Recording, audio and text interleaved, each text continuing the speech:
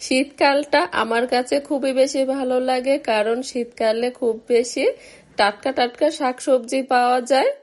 লাল শাক ভাজি আমরা কম বেশি সবাই করে থাকি। আজকে একদম ভিন্ন ধরনের মজাদার লাল শাক ভাজি রেসিপি আপনাদের সাথে শেয়ার করব।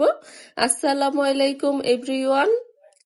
নিয়েছি ফ্রেশ লাল শাক। এখানে আমি পরিমাণ মতোই লাল শাক নিয়েছি। শাকগুলোকে ভালোভাবে ধুয়ে পানি ঝরিয়ে নিয়েছি এবং অ্যাড করে দিচ্ছি পরিমাণ মতো বতুয়া শাক এবং ধনেপাতা কুচি, আর দিয়ে দিচ্ছি রসুন কুচি, পেঁয়াজ কুচি, কাঁচামরিচ কুচি। আমি যখন বাসায় লাল শাক ভাজি করে থাকি, আমি কিন্তু এভাবে লাল শাকটাকে ভাজি করে থাকি।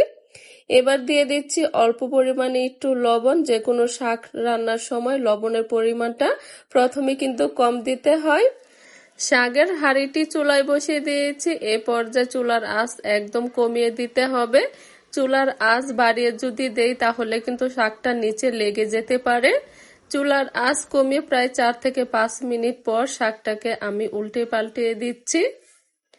শাকটা আগে থেকে মজে এসেছে। আর একটা জিনিস আপনাদের সাথে শেয়ার করছি, দেখেন লাল শাকের পানিটা কতটা লাল টুকটুকে।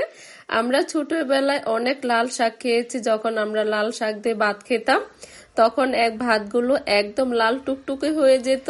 শাকের হাঁড়িটি চুলা থেকে নামিয়ে নিয়েছি। এখানে নিয়েছি পরিমাণ মতো রসুন কুচি, পেঁয়াজ কুচি, কাঁচামরিচ কুচি, পরিমাণ মতো তেলও অ্যাড করে দিয়েছি। আর এই তো ব্রাউন কালার হয়ে এসেছে। এবার অ্যাড করে দিচ্ছে সেই সিদ্ধ করা শাকগুলোকে দিয়ে এবার আর কিন্তু বেশি রান্না করতে হবে না, 3 থেকে 4 মিনিট রান্না করে নিলেই হবে।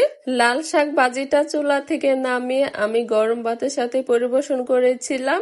অবশ্যই আপনারাও এভাবে শাক ভাজি করে তারপরে গরম ভাতের সাথে পরিবেশন করবেন, দেখবেন আলহামদুলিল্লাহ খেতে কিন্তু খুবই ভালো লাগে।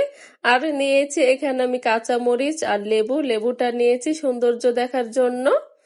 আমার কাছে শাক ভাজি দিয়ে কাঁচামরিচ খেতে খুবই ভালো লাগে। আপনাদের কেউ যদি কাঁচামরিচ দিয়ে শাক ভাজি খেতে না ভালো লাগে তাহলে সরিষার তেলে শুকনা মরিচ ভাজি করে তারপরেও কিন্তু শাক ভাজি দিয়ে খেতে পারেন, সেটাও কিন্তু মন্দ নয়। আজকের মতো এখান থেকে বিদায় নিচ্ছি। সবাই ভালো থাকবেন, সুস্থ থাকবেন। আল্লাহ হাফিজ।